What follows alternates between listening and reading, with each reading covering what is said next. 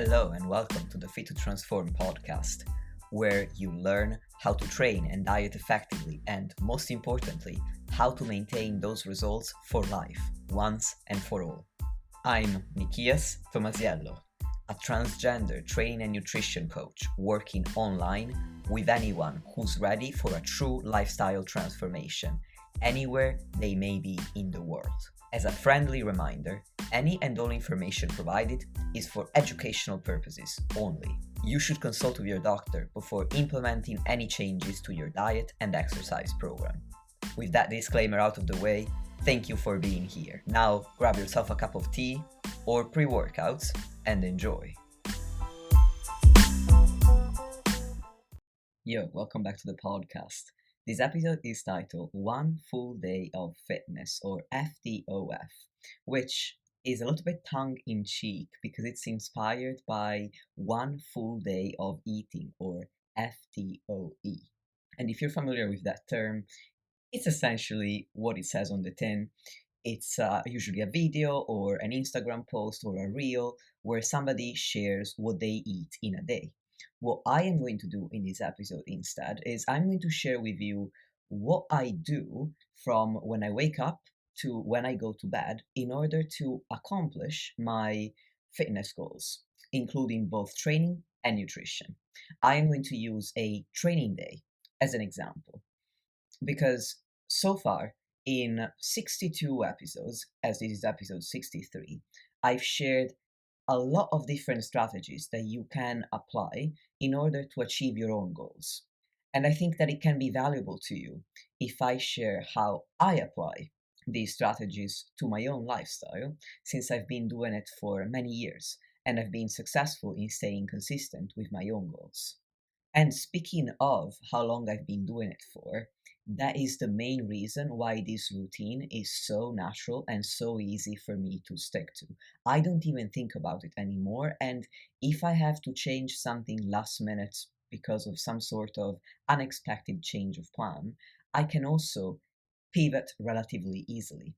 On the other hand, if you're starting out or you've recently started out or you've been trying to get into this fitness thing for a long time but you're not quite there yet, accept that for you it won't be as easy, because when I started out it was really hard to build my fitness habits so that they would fit around my other commitments.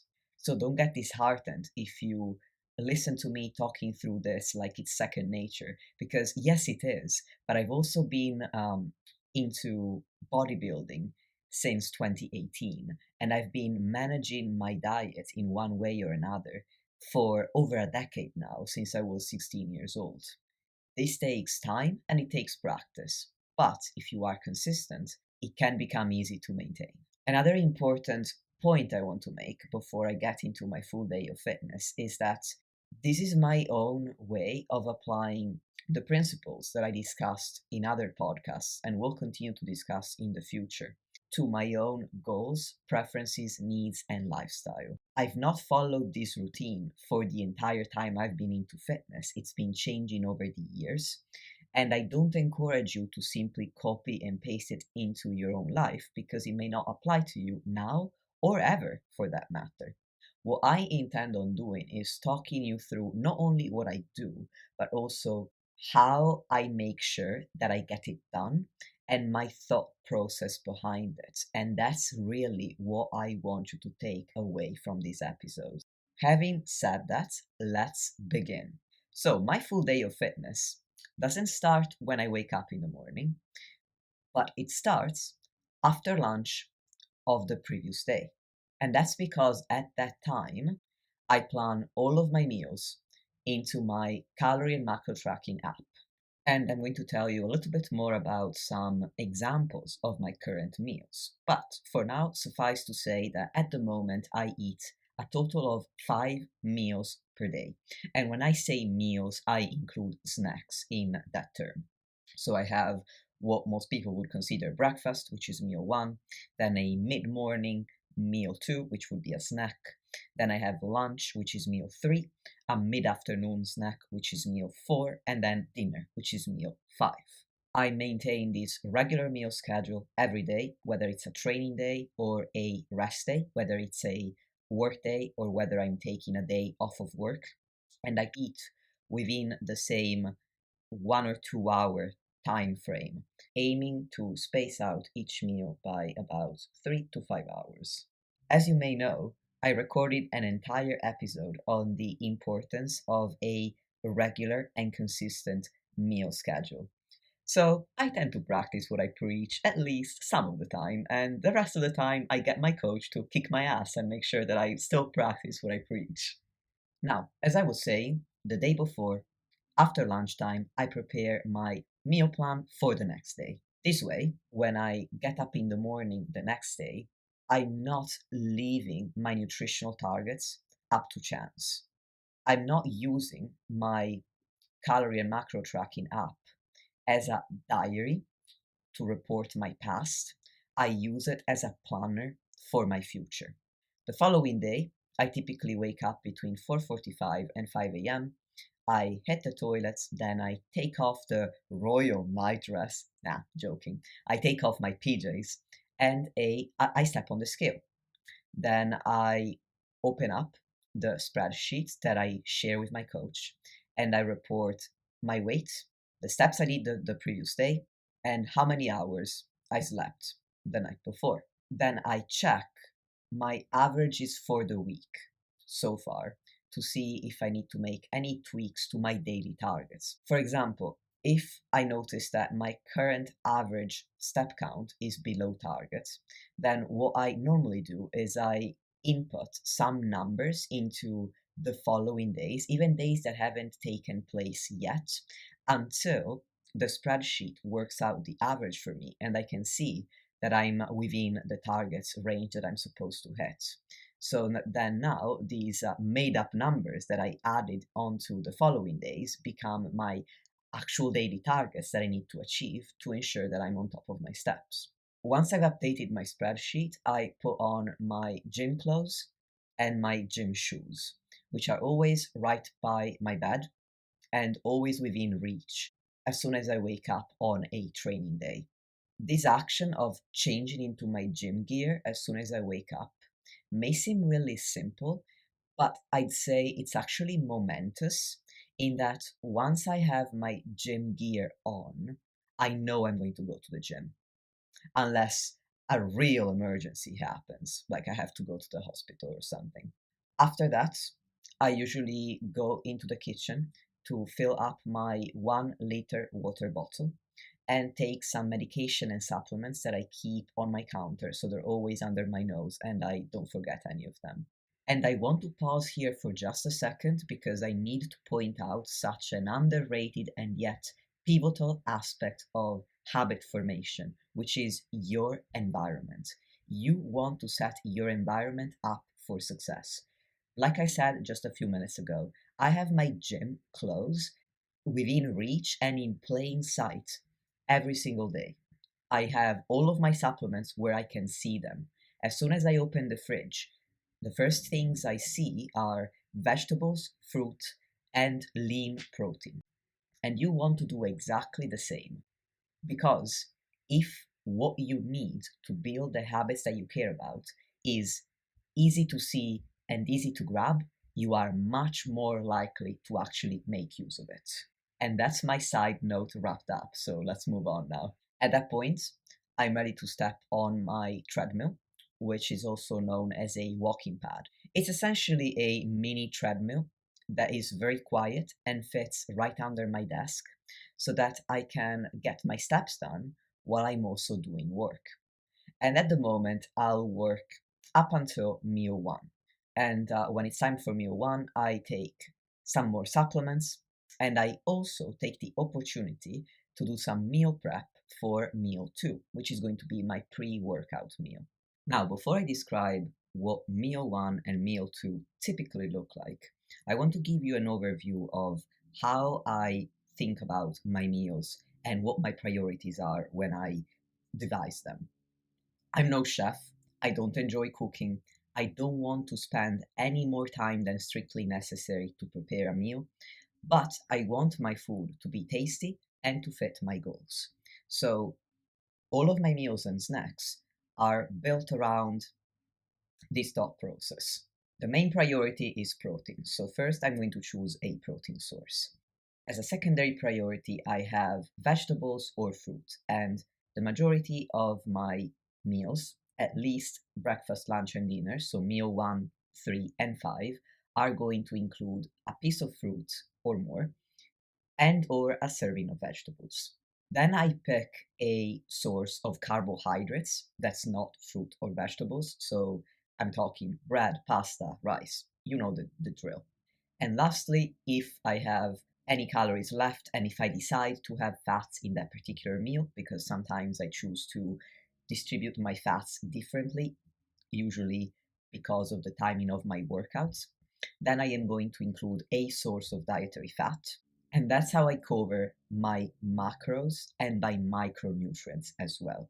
To top it all off, quite literally, I then add herbs, spices, salt, pepper, and if I decide to use up some of my calorie budget, then there might be a sauce or another kind of calorie containing condiment, like vinegar or something like that. So now that you have a better idea of how I think about meal creation, meal number one is typically a bowl of oats with chia seeds, a piece of fruit, a bowl of protein powder pudding or dessert, which I'll cover how I usually make it in a moment.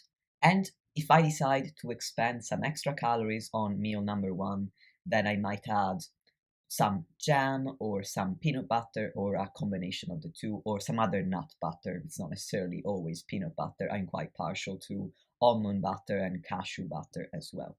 Meal number two, on the other hand, is usually a combination of protein powder and a source of carbohydrates. And that could be oats, it could be crushed rice cakes, it could be brown rice flakes.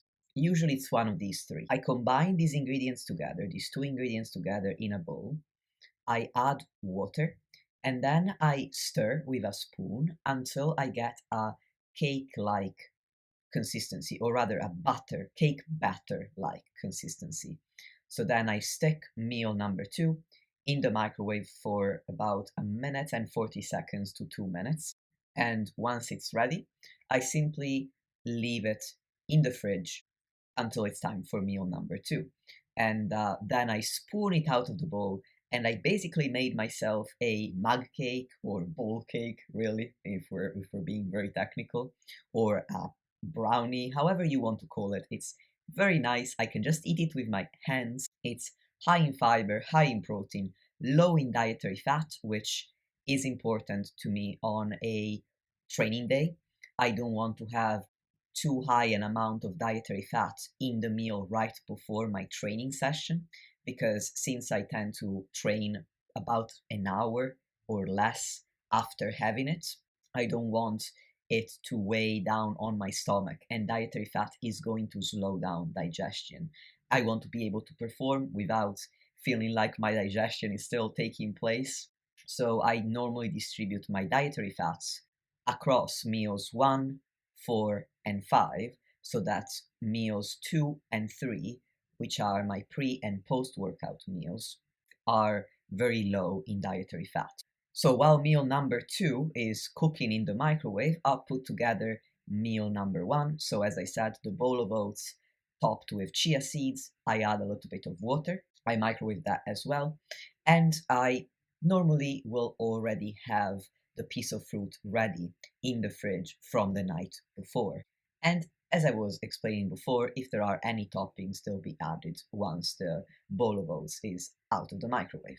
Oh, and as I mentioned, I also have a bowl of what I called protein dessert or protein pudding, which is essentially just vegan protein powder. And I'm stressing the word vegan because it won't work as well with whey, because whey tends to turn into liquid much more easily than vegan protein powder. So if you want this recipe to work, you need to use soy isolate or a blend of pea and brown rice protein, because those tend to be very thick. So if you add just a little bit of water and you stir. And once all the water is absorbed, you add just a little bit more and you stir, and you keep repeating the process. Eventually, you get a pudding like consistency, so a smooth, almost yogurt like consistency, which I absolutely love because I do not enjoy drinking protein shakes. I like to have a nice bowl of pudding. And these days, it's normally chocolate flavored because that's the flavor of protein powder that I like the most. So I'm making essentially two meals in 10 to 15 minutes tops. Once meal one is ready, something that really helps me is to eat away from my desk in the living room, whereas I do all of my work at my desk in my bedroom. This is helpful because I'm separating work from the rest of my life, and I find it really valuable to manage my stress and to be more present because I have a tendency to work a lot and to keep thinking about my work, even when I'm not supposed to be working. But I know that too much of that leads to burnout, and I really don't want to burn out when I love the job that I do. So, this approach supports not only my ability to provide a really high quality service, but also my ability to be present and enjoy the rest of my life outside of work. Now, you might be wondering why I'm not eating right away when I wake up. I actually eat about an hour later. And I could tell you, oh, it's because, some science seems to suggest, some research, sorry, seems to suggest that it may be better for your circadian rhythm not to eat right away when you wake up. And while that's true, and I do enjoy reading that sort of research, the truth is that I do it because one, I have some medications to take that need to be taken fasted, and then I need to continue fasting for at least half an hour afterwards. And number two, this schedule suits my lifestyle better at the moment so that I can wake up, do about an hour of work, eat meal one, prepare meal two, brush my teeth, and get back to the treadmill and more work. And the learning point here is that while science can provide you with a direction in which to go, then you need to bring together science with your own individual experience. Because if science says this could be better, but you know that you're not going to be able to do it, and if you were to force yourself to do it, you would get a negative outcome. For example, if you waited an hour to eat, you would have to skip the meal altogether because you're at that point you're rushing out the door to get to work. Then in for you as an individual, that particular suggestion isn't actually better. So you're not going to apply it to yourself. Because ultimately, the results of scientific studies are based on averages, but you're not an average. You are an individual. So while science is very valuable, and I do use research a lot in my own practice, as you well know by now if you've been listening or following me in some way for some time, you can't just rely on it in isolation. You need to think about it in the context of your own individual experience. At this point, I'll do a few more hours of work, and throughout this time, I generally drink the majority of my water.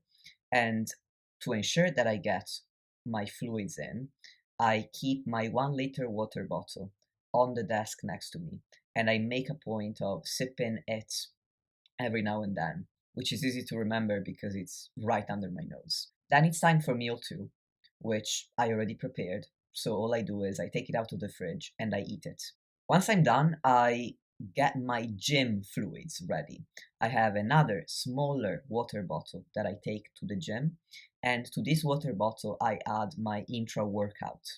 And then I put it in my backpack, which is always ready to go right by my desk. It has all of my gym stuff already inside, and all I need to do is simply put in the water bottle and I'm ready to go. And by the time I'm leaving for the gym, I've normally done enough steps on the walking pad or mini treadmill that by walking to the gym and walking back from the gym, doing an extra walk after lunch, and then just walking around my flat the rest of the day, I can easily hit my step target for the day. And I know this because I've been following this routine for a long time now.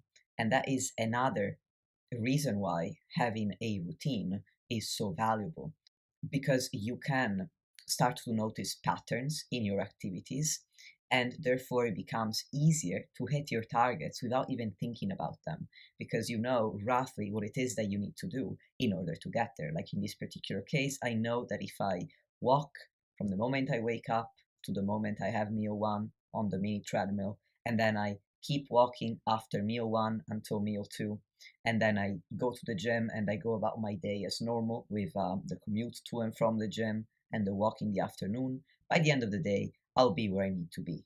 Now, back to the story. At this point, I don't need the mini treadmill anymore, so I'm going to put it away and I'm going to replace it with my desk chair. And then I set off to go to the gym, which is about an 18-minute walk to get there, and then it takes another 18 minutes to walk back. When I get to the gym, I'll obviously get my training session done while consuming more fluids. I make a point of drinking my whole smaller water bottle with my intra workouts throughout the training session. And after training, I usually either buy food, which saves me time because it means I don't have to go out again to buy food later on in the day, or I go straight home. Then I take a shower and I put a set of gym clothes on a dresser in plain view, ready for the next training day. At this point, it's usually time for meal number three, which is my lunch, and I use this time to prepare meal three, but also meal four and meal five, because this is going to save me time, but also money. And ultimately, I'm only able to do this because my food log has been ready since the day before. That's why it's so helpful if you have the time to prepare it the day before. And the reason why it saves me money is that I use the same appliance for meal three and meal five, which is my dinner. Both of these meals consist of vegetables, a source of protein, which can be salmon, chicken thigh, chicken breast, turkey, or anything like that, and a source of carbohydrates, potatoes, rice, noodles. These days, I'm very fond of a particular gluten-free baguette, so I have that quite often. And since these meals are very similar, all I need to do is prepare the vegetables, prepare the meat, lay the ingredients out on the oven tray, and grill the food in the oven. As for the carbohydrate source, if it's potatoes, then I'll grill them in the oven with the rest of the food. If it's bread, all I need to do is toast it. And if it's rice, I would normally use microwave rice pouches. And these are my main source of carbs at the moment, or my favorite source of carbs at the moment. So while meal 3 and 5 are cooking in the oven, I'm preparing meal 4, which is a repeat of meal 2, but now I'm adding some dietary fat. And then I have my meal number 3, my lunch, which I normally share with my partner. On the topic of sharing meals with my partner, it might surprise some of you to know that my partner and I don't eat the same food. We share the same kitchen, we make food at the exact same time, we eat food together, but we don't have the same meals simply because we have entirely different nutritional goals. We have entirely different approaches to nutrition. Namely, I currently track my calories and macros, she doesn't. And we have entirely different calorie budgets because I'm 5 foot nothing and my partner is 5'7". She is so much taller than me. So, of course, her calorie targets are going to be different. And to us, what's important about meals is that it's a time where we're both relaxing and not working, that we can spend together. It doesn't so much matter that we share the same exact food or that we make it together, since neither of us is fond of cooking. So that's how we make it work between us, and that's how we both achieve the goals that matter to us, both with regards to our relationship, but also our fitness and health. Now, moving on with the story. After lunch, I take a little bit of time to myself to get in my second walk of the day because my coach wants me to get outside twice a day to walk. So the first time I go, it's when I go to the gym, and the second time is straight after lunch. I will also take this time to do some life admin, like filling out my food log for the next day, checking in with my coach, which happens once a week, studying, training and nutrition, like reading a scientific paper, or up until a couple of weeks ago, I was studying for a course that I'm going to be completing very soon to become a certified macronutrition uni nutritionist. And if you've been following my updates on Instagram, then you'll already know that this has been happening for a whole year now. And if you haven't, well, I've been following this course for the last 12 months, and I'm about to sit the exams. By the time this podcast comes out, I'll probably be in the middle of the exam window, which is 3 weeks long. So if you're listening to it right now, wish me luck and know that I'll probably be doing the exams roughly at the same time as you're listening. Anyway, after this time, I go back to work until it's time for meal number 4, which is typically in the middle of the afternoon for me. So I take my bowl out of the fridge, I add some nut butter to it. That's my favorite source of dietary fat to add to meal 4. And then I'll go back to work until the end of the working day. And at this point, I always end my working day by writing a to-do list for the next day, which is another way for me to set me up for success. So I know how to make the most, so that I can make the most of my working hours, because I have an idea of everything that I want and need to accomplish. I have a notebook and a pen, and I write down my weekly goals on a Sunday. So, all of the goals that I need to accomplish over the course of the following week. And then at the end of every working day, I write down the daily activities that I need to complete the following day. This doesn't just help with time management and productivity, it also helps me de-stress and leave work mode. Because if I don't put my thoughts down on paper, I'll keep stressing all evening about what I need to do the next day. Because if I don't think about it, I'll worry that I'll forget about it. But if I write it down on paper, then I know that it's going to be on that piece of paper when I wake up the next day too. So I don't need to worry about forgetting about it, and I just can just relax. After writing my to-do list, I replace my desk chair with the mini treadmill or walking pad so that it's ready for me to step on the next day. Because when I wake up the next morning, having to put the treadmill in place is an extra step to the goal of getting my steps in.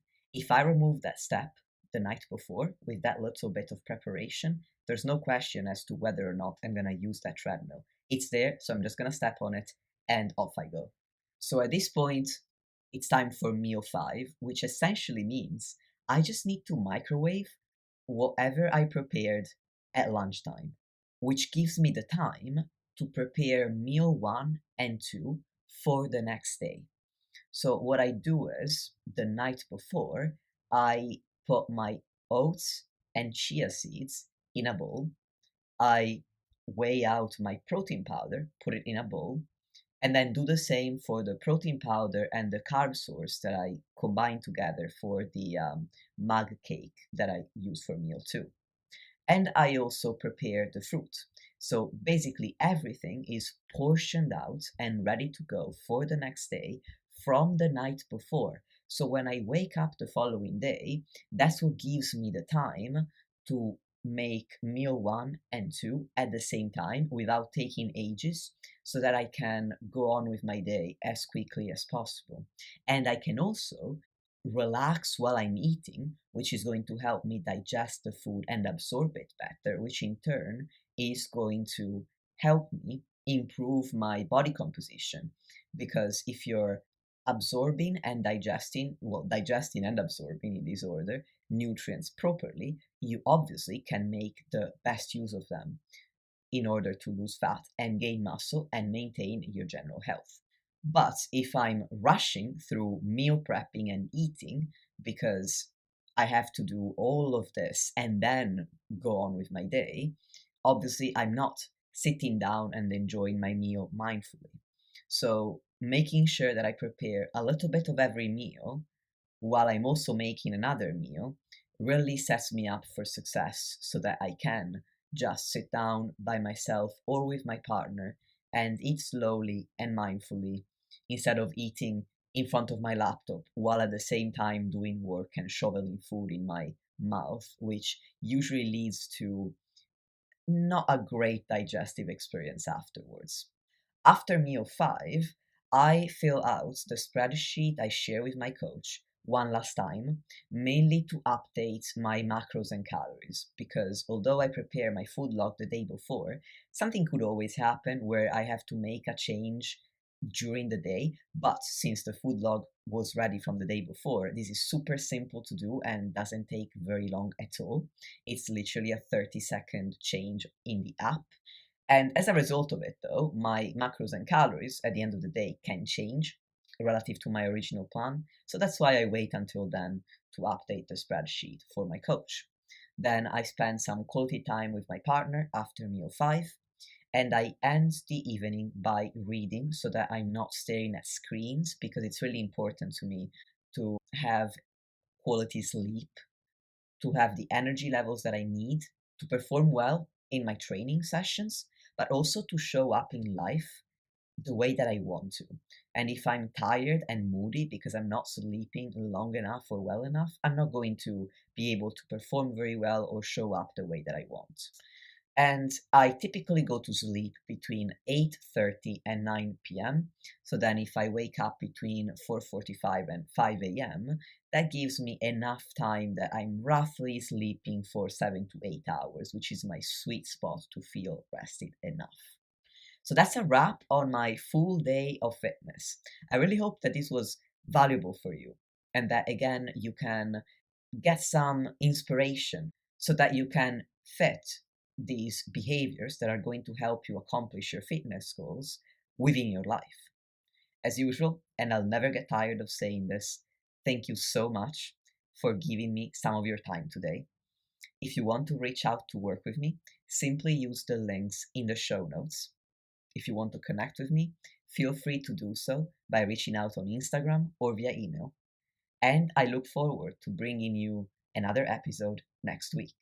So thanks for tuning in, and until next time.